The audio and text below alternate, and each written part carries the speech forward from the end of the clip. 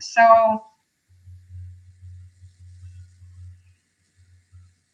Danya, I can't hear you.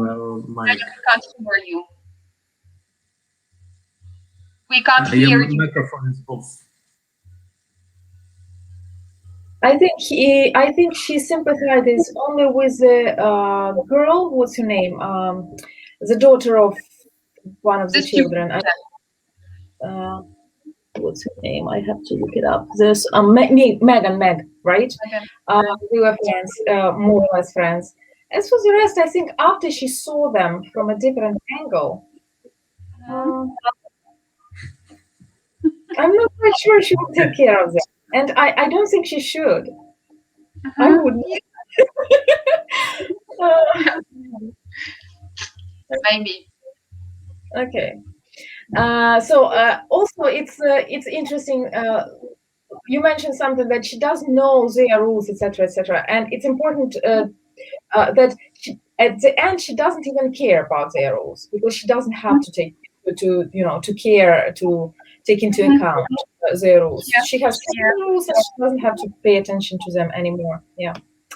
Okay, so let's talk about another question. Oh my God. Oh, just a second, one moment. This scene, the last scene of the movie, when she was standing on the balcony with this cop, and they were standing somewhere on the ground and looking at her. It just looked like, royal family. Sometimes they speak from the balcony, and there is a huge crowd of admirers looking at them. Wow, like this, or like Papa, this Pope, this Catholic priest is standing with this, coat. Now they're going to.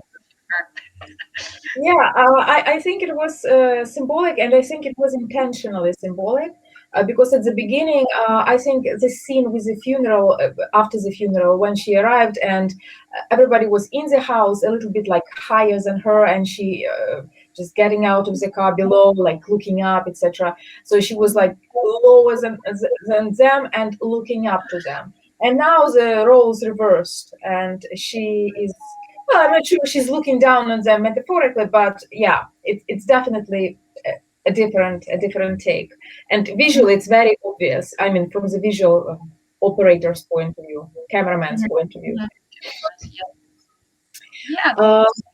Okay, let's discuss the plot a little bit, Sujette. So, who hired the private detective Benoit Blanc, and what for? Okay, Pavel, we will let you speak. Honestly, I'm so bad with names. That's why I'm not a fan of such movies. I don't remember all details. I actually don't care about them. And the name of that guy was Ransom. Ransom.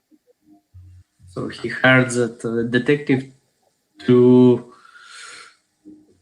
how to say, not to blame, but the detective should find that girl as a murderer. So he's supposed to direct detective on her. To her guilt, right? Yeah.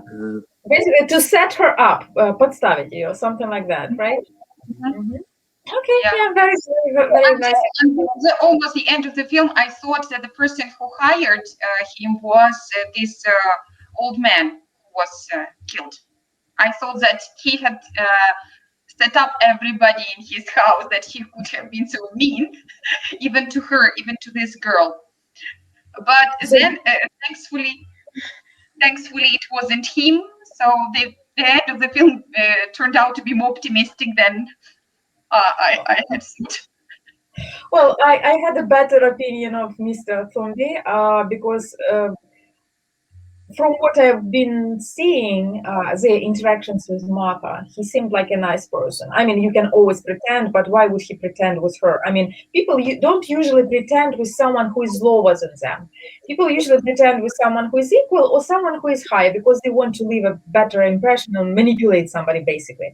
But they don't usually pretend with someone who is lower. In his case, he was acting nicely. He was behaving in a in a sincere way, like a fun person, and he was, open with her. And I didn't even think that he would manipulate her. So for me, it wasn't, this was not my, version Yeah, of but my. why I thought that it would have been him, because exactly on this day, on this evening, so during this party, he uh, kind of got this umbilical cord of 4 people in his family. So he knew that it could make them angry and himself. And I thought that maybe he wanted to finish his life in a really fancy way, creating like buzz around this event, like trying to set up everybody in his family and just have final fun. I thought that it was a well-planned suicide. Okay. Okay. Because it was mentioned before that he was a detective himself, yeah. So he wrote detective stories and with really fancy plots. Well, So that's I guess it makes some kind of sense, but I didn't get this kind of. It was my guess. okay. What about you, Pavel? So what did you think of who this person might be who hired the detective? I What also did had what the you like? idea that Mr. Thrambi, his writer, decided to make some mystery. Okay. That's, but this movie is a kind of puzzle, and you can change vision every Mm-hmm. 5-10 minutes. What is going on? I read that these things are called red herrings. Red herrings. Yeah. Red herring is like a thread, false thread. Yes. Yeah, false cues, yes, like distractions that distract your attention and make you believe that something is true, which isn't actually. Yeah. So there are lots of red herrings in this film. Yeah. And I don't remember who I thought hired. I guess I wasn't even thinking about who hired him. I was so involved in, following the plot. Although usually I try to guess who the murderer is.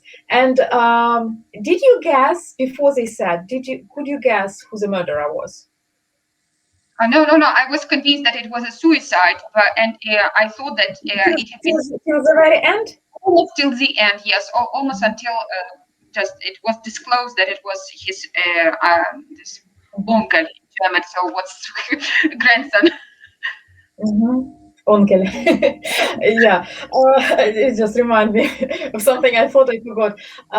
Okay. I think a little bit of a hint was given. I mean, there may be several hints, but the one that There were I remember. all the way there were some cues, and when you look back, you can see those cues. That there were lots of cues that showed that it was him. Can you give a couple of examples? Um, So the fact that, for example, when they were sitting in a cafe with this girl, and she was telling him that she had killed, she had accidentally injected this old man with morphine. So she told him that she had come back to the house, that she had climbed this ladder at the back of the house and got into the room again. And he asked her if the police had checked this place and if they had seen any footprints, and she said no, they didn't. I just so you could, if you looked at his face, you could see that he was kind of not just being curious, but he was emotionally involved in the situation. Okay. Because I didn't pay attention. Actually, I didn't. I paid attention to this one. Yeah. Then when there was this car chase, it looked absolutely crazy and a little bit ridiculous, frankly speaking, because if you think that she thought that she was guilty, like it wasn't very reasonable of her to behave in such a way and to drive this car so carelessly. It made the film a little bit stupid. Like, Yeah. Right. Yes, probably. This car chase was too much. I think. Yeah. Okay, and when did you think that so that it could be him? When did you think? It's not even a cue, or maybe it is a cue, but I remember somebody spoke about the dogs, mentioning that I think it was Benoit Blanc, the detective, who said that dogs actually know what kind of character people are, or something like that. And do you remember when they were looking out when Ransom arrived, I think, for the first time, and the dogs were attacking him? Starting Like, bugs, like a bad person. I mean, I yeah. don't personally believe that dogs only attack bad No. people, but in that case, in the case of the movie, I think it was a little bit of a hint. It was like in a typical mystery story. There should be dogs, like in this Hound of Baskervilles, who don't like bad people. Like it was this trace. That's why they involved the dogs, probably. No, I don't know why they involved them, but there were dogs involved. I mean, even the opening scene, I don't know if you paid attention or not, that the very first shot of the movie is like there are two dogs approaching the camera. I don't know why. Actually, if you have any ideas, I would gladly listen to your opinions.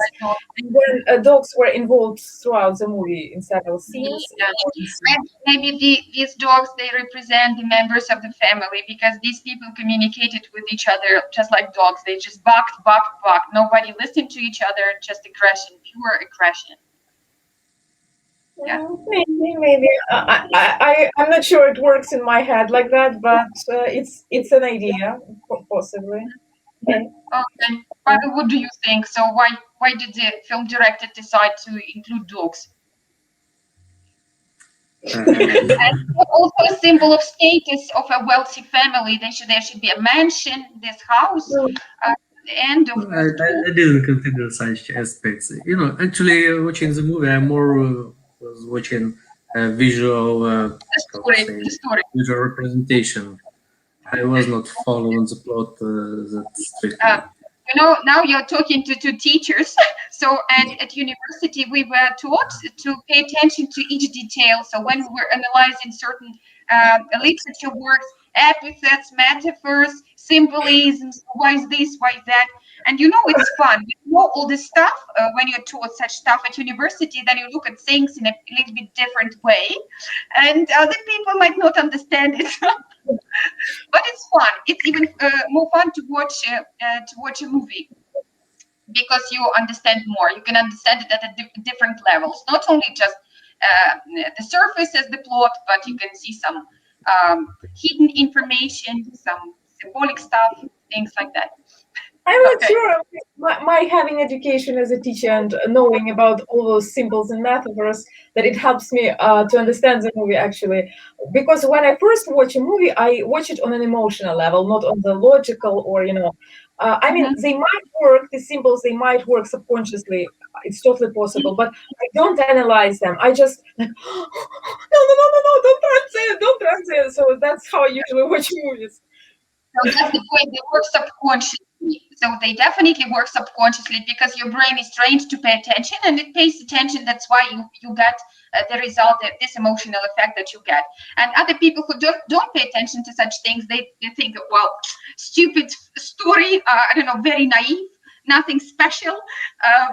Just a bunch of people shouting. Yeah, car chase. What does it mean? So like lots of useless stuff. But if you look at it at a different angle, it may seem okay, and you get involved and you're emotional.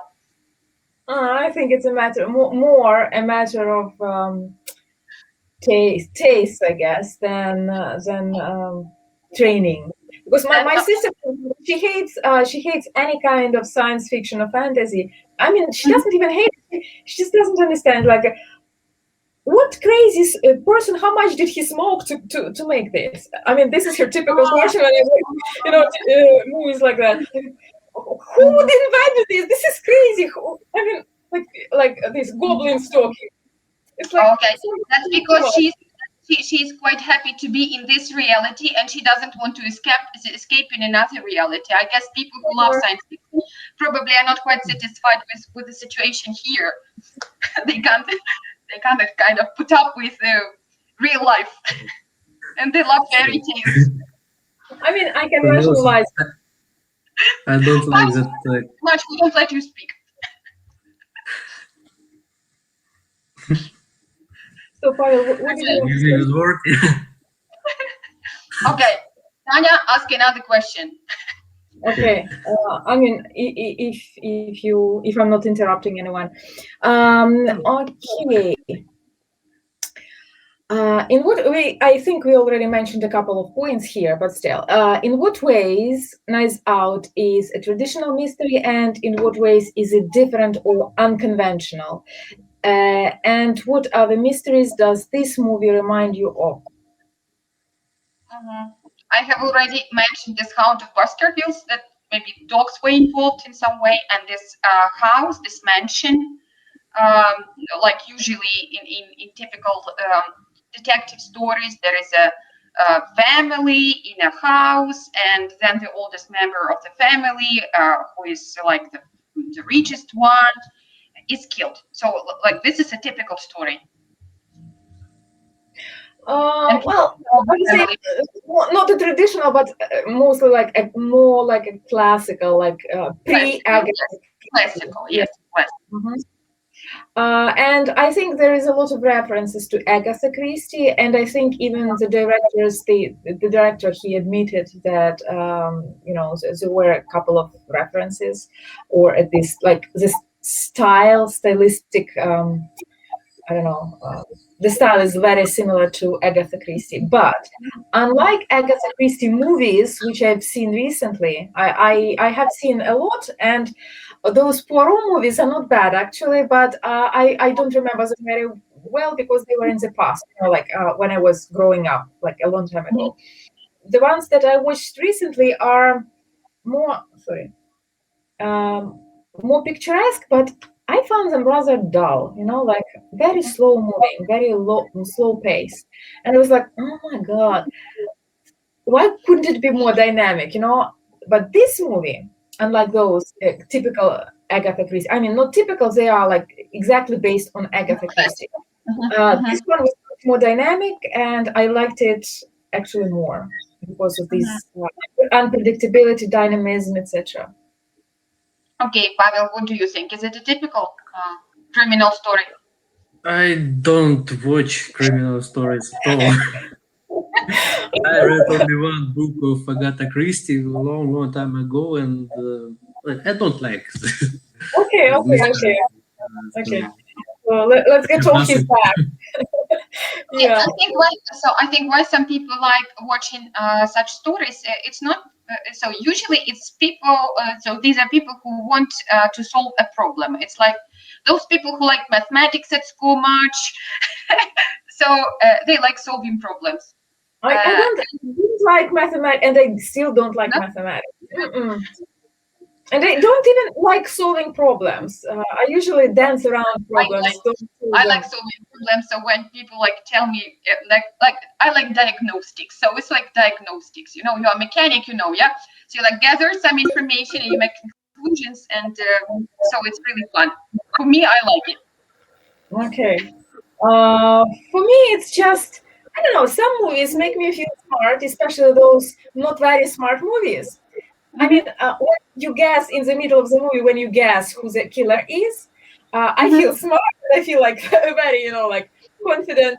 But at the same time, I understand that this movie is probably not well made if I guessed the killer so early. On the other hand, this one, Knives Out, why I liked it, it was a little bit, I mean, there were a lot of traditional elements, but at the same time, it was very unconventional because we know who the killer is in the middle of the movie. I mean, one of the characters confesses, I killed him, right? Somewhere like at the beginning or closer to the middle of the movie, which is unusual. And there are again, using his metaphor, a donut hole inside a donut hole, a puzzle inside a puzzle. Like you think you solved it, but it's not the answer. I mean, it's not the end. That's why I liked it, because it's deeper than surface a little bit. Yeah. Natasha, can you hear us? Tanya, I failed to get connected via smartphone, and here I don't have the camera, so I can listen to you, but you can't Okay, see you me. can answer if you want to. If you want, you can say something. Just let us know, because usually I see it from a person's face, when they want to say something. But I can't chat about that right now. It's like just circle in the middle. This is initial. That's it. So, do you want to say something about how traditional or untraditional this movie is? Um, maybe some elements are traditional, maybe some elements are not. So the very atmosphere, the music, the characters, the private detective, they are actually usual thing. But the thing that you've already mentioned, that we know the murder matter at the end, this is not so traditional, I think. So, Mhm. Okay. Again, there is this word a twist, поворот сюжета, неожиданный поворот сюжета, a twist. And here, usually I sort of can predict the twist because I've watched a lot of movies of the similar genre. But this one I didn't predict. I mean, some stuff I could guess about, but Natasha, can you mute? There is some noise on the background. Can you mute uh, yourself for now? eh, um, Press the microphone button. press microphone button. Aha, you mean I feel it prevents you from hearing the others, yes, Tanya? Not hearing, it prevents others from hearing you. So there is no noise. Only when you want to speak, you will open it. Okay? Uh, I'm so technically. It's So okay. I Don't don't worry. understand what need to press. Um, So tell me, I can leave you if it just a second. I think prevents. I know what to do. Just a second. Okay. Now you are muted. Okay, I muted you from my end. Okay. When you want to say, how would I know that you want to say No, no, something? no, no, no. So Um, I'm No, it's muted. okay. I simply listen to you. okay. You can mute me. This No, that's time fine. I will a listener. I will be a listener. It's okay. No, I want you to participate. That's why I, gathered you all because I Then can always talk myself, about movies. Um, okay, so twist, right? So this twist was a little bit unpredictable, at least for me. I don't know, maybe for somebody else. And twists are the things that make movies interesting, at least mysteries and detective stories. Okay, one smaller question, I guess. What happens if Marta is proven as a murderer? Pasha, what happens when if Martha? I think she wouldn't go to the jail because it was unintended murder. So, but would be long investigation, court, and a lot of problem for her family first, because her mother was illegal immigrant, and when authority starts to watching people through the lens, Mhm. they get a problem. They review all this illegal stuff, and so it will be Uh-huh. a problem for her family at first. So first of all, the word manslaughter that I wrote in the chat, this is непредумышленное убийство, like you said, unintended murder, right? Because the word murder means предумышленное убийство. Непредумышленное it's manslaughter. It's like technical terms. Well, technical just words.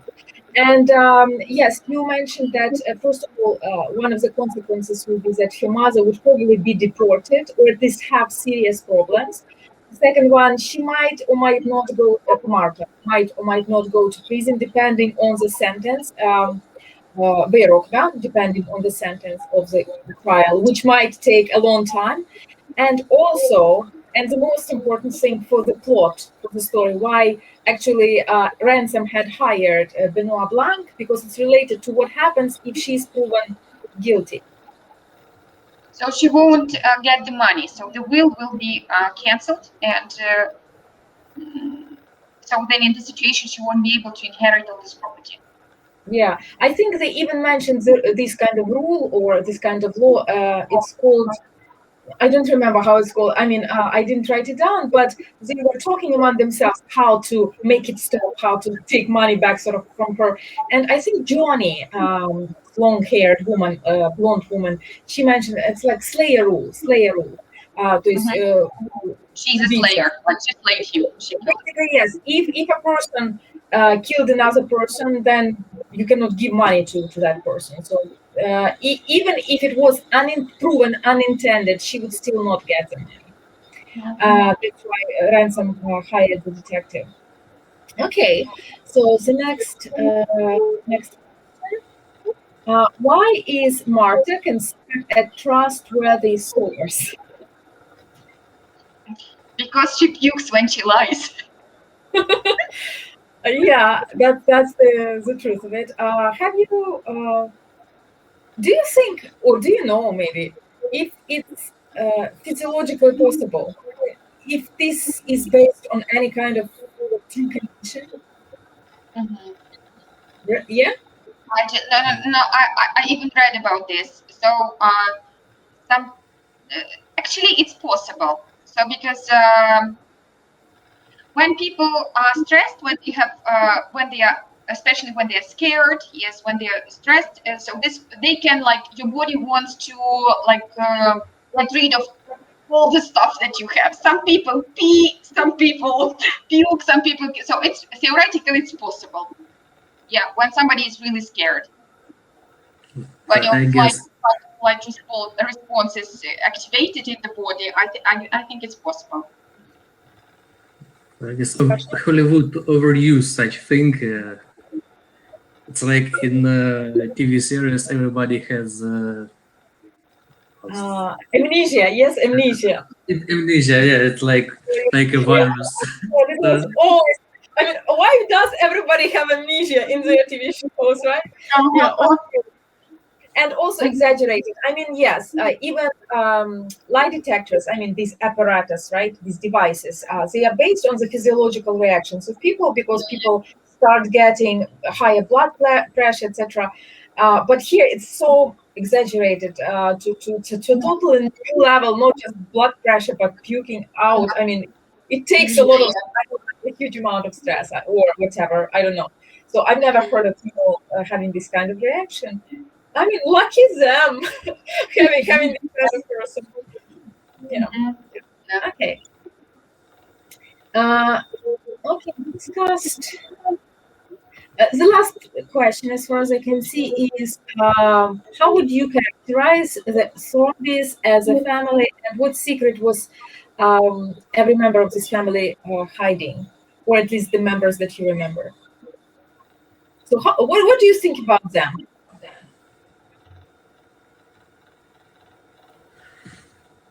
It's a family of people who got money for nothing. Who, how to say, they're fighting for the source of money to be closer to their father and take something from him. And when the source is closed, they start to fight with each other. Yeah.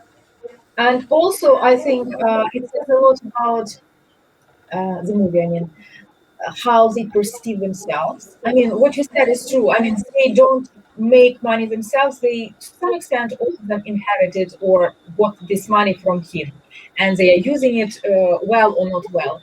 But what's also important is that they think themselves quite capable and smart and sort of privileged. Like they have a right to have judgments on other people, etc. Do you remember they were talking about children cages, migration or immigration, basically. So they were trying to like impose their opinions, like my opinion matters and yours doesn't matter. Although, I mean, what gave them the right to have these kind of opinions? To me, How they describe their business also. Like, elder daughter says that I have my own business which I grew up from nothing. yeah. You say, yeah, she raised it from nothing, but she borrowed $1 million Yeah, from our. yeah, yeah. As we find out later when Ransom is talking, right? Because at first she seems, at least for me, she seems the only capable person in the movie. Linda, the oldest daughter of Mr. Thrambi, she was shown a little bit differently than the rest. At least it seemed to me. And I thought, she knows what she's talking about. Maybe she's a bitch, but at least she's a smart bitch, and she's like self-made woman. But later on, we find out that although, yes, she claims that she made herself, like the self-made woman she isn't, because her father gave her the initial loan. So all of them are liars and pretentious people. Okay. I personally feel sorry for them because I think they're the product of the upbringing in this family. Because I guess, well, if we, for example, I think probably this old man, he really liked to be admired by everybody, and he created, just set up everything in such a way so that all these people were dependent on him, and he probably even enjoyed it. Remember this son of his that was running a publishing house? Remember? So he sometimes came up with some ideas for like maybe involving some IT technologies, maybe some social networks and so on, and making ebooks and other stuff. But this old man always rejected all these ideas. So he didn't even let his son uh, introduce something of his own into this business. He'll kind of maybe liked humiliating him. I don't know. Why And humiliate? I I think mean, yeah, my exactly rules. It goes back to the cup.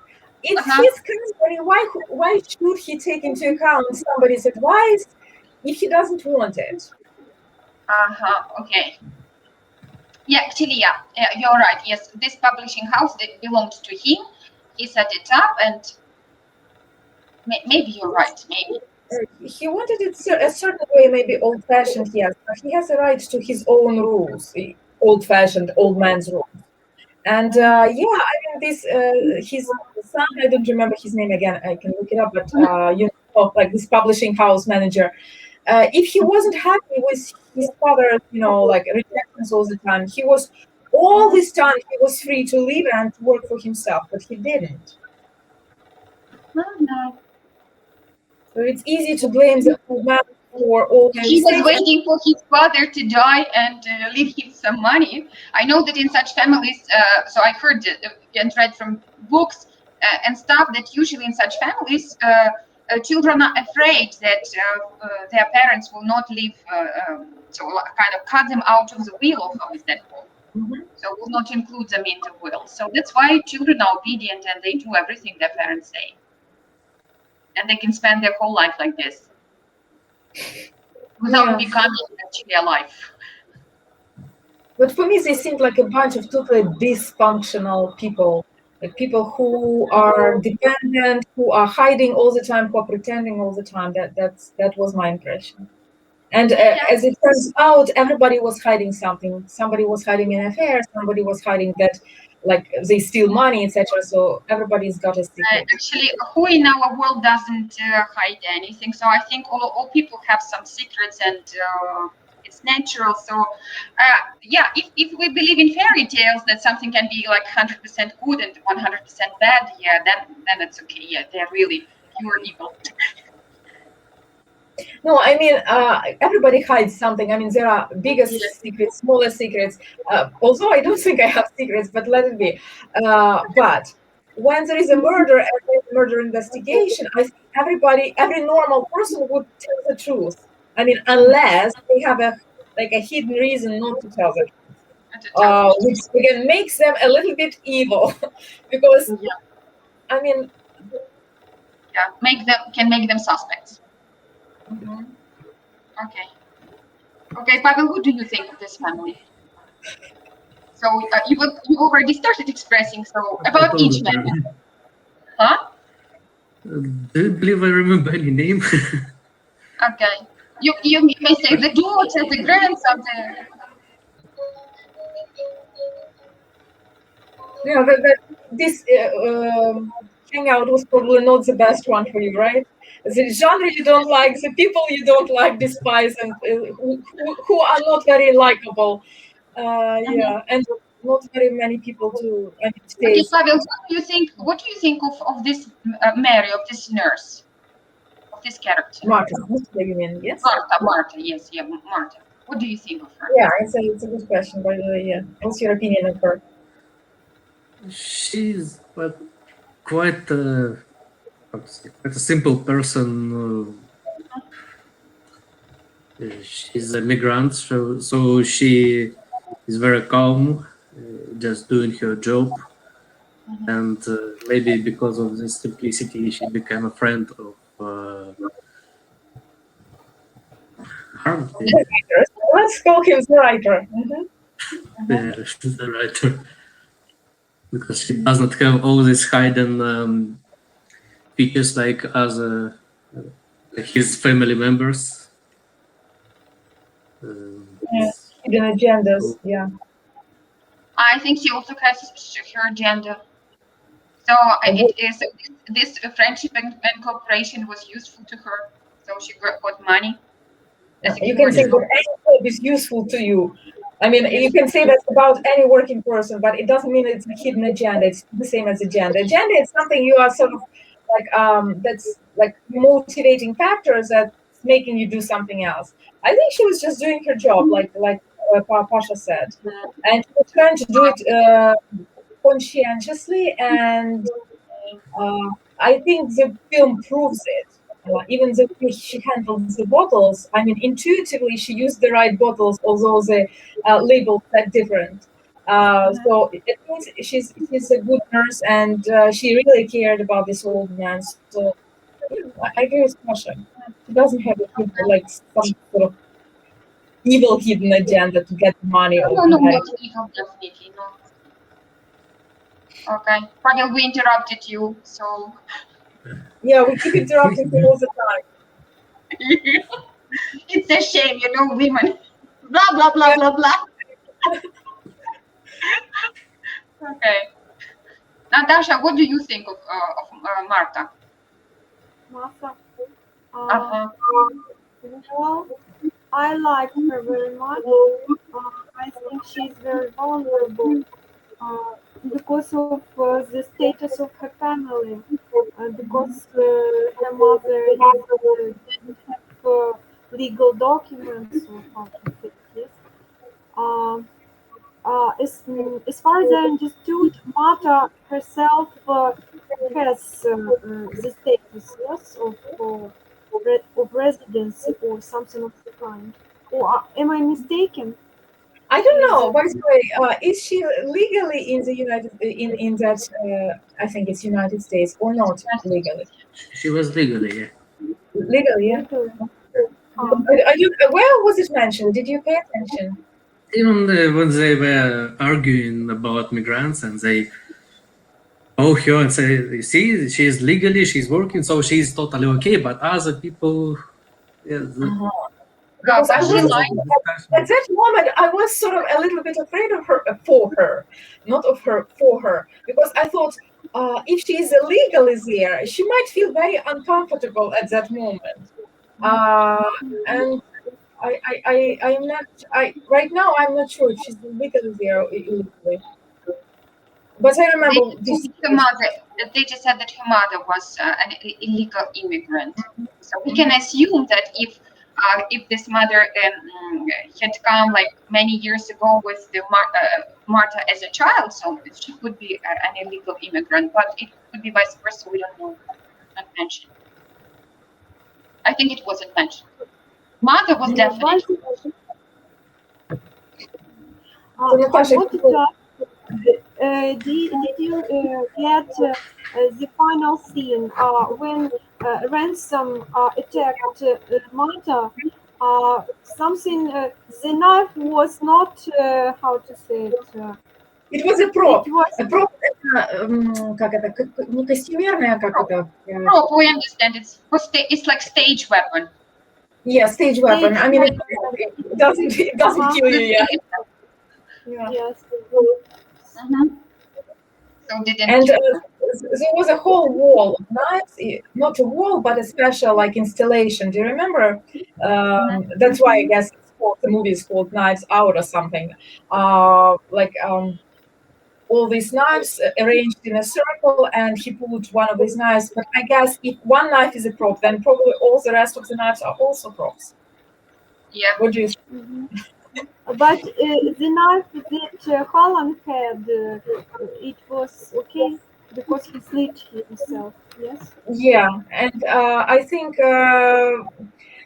they even showed that specific knife even as a portrait. If I'm not mistaken, there was a portrait of him, and he was holding the same knife. I think I noticed that. So Yes, that's why. yes. That's So why. the picture at the beginning, yes, a portrait. Yeah, because actually it was the only knife that was a real knife. The other knives were false. I Like guess. all these people in this family, they were false and they were absolutely powerless. They couldn't do anything. Yeah. Okay.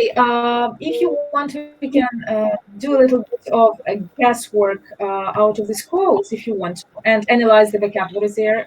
By the way, so. Do you remember who said, "Ransom, I'm back again"? Grandma. Sorry? Nana, No, no, no. Yeah. Ransom's grandma, right? This Mr. Tomby is the writer's mother, right? The oldest woman. Okay, very good. You make a pretty lousy murderer.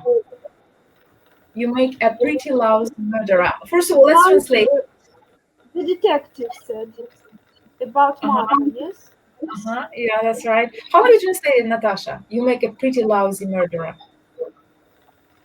Lousy, ну как, не то чтобы неповоротливый, но плохой. Вшивый. Вшами, вшивый, да. And make here, it's not in the meaning like делаешь, but из тебя, да? So you make a murderer, никудышний из тебя убийца, да? Убийца. Okay, very good. Okay.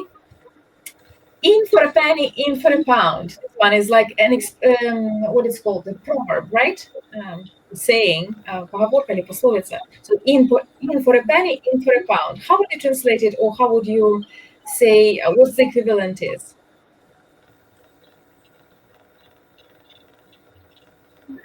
Don't know. So okay, let's translate it. Let's just translate it word for word. In for a penny, in for a pound. Ну, короче, де копійка, там і гривня. Выход 2. Sorry, Pasha? Вход рубль, выход 2. No. Okay, first of all, it was Benoit Blanc talking about ransom, or maybe even Ransom said that. I don't remember exactly. But basically, it means if you invested 1 penny, then it's okay. I mean, sort of like it makes sense to invest a pound too, or something like that. If you are guilty for a penny, if you've done something wrong, then for him, it was okay to even murder another person to cover up the previous crime. So in for a penny, in for a pound. Якщо вже викинув копійку, то викидай і гривню чи I don't know if we have something like that in Ukrainian. Типа, якщо ти так зробити, вже роби й далі. Щось типу такого. Казав А, кажи Б. Yeah, something like that. Yeah, but actually very, very close. Actually, yes. Very, very close. So that is it. Okay? And well, one more probably. I suspect foul play, and I have eliminated no suspects. Who said that? Детектив. The detective. Benoit Blanc, right? And how would you translate it? There are some useful phrases. I mean, useful talking about detective stories and mysteries. I suspect foul play. How do you translate that? Честную игру. Yeah, я підозрюю, що щось нечисто, something like that. And I have eliminated no suspect. and I have eliminated no suspects. Я не Eliminate. виключаю, будь-хто може бути вбивцею. Так, тобто я не виключаю жодного підозрюваного. That's it. Okay. So if you have any questions, any more questions, or if you want to keep discussing it, we can always do that in the group. I'm sorry it was very, like chamber-like today. Very few people arrived. So thank you so much for showing up, Masha, especially you, a person who doesn't like mysteries, came to discuss a mystery. Thank you so much. I appreciate that, really. Luda, as always, a pleasure.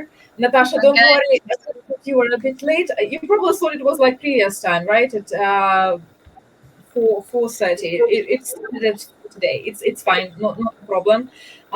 So next movie, I forgot to look. What's our next movie? Do you remember? Okay, I will make an announcement. Yes, I will make an announcement in the group later because I forgot to see it. So looking forward to seeing you again. Thank you everybody for this wonderful Tanya, discussion. thank you so much. Thank you. Okay, bye. Bye bye.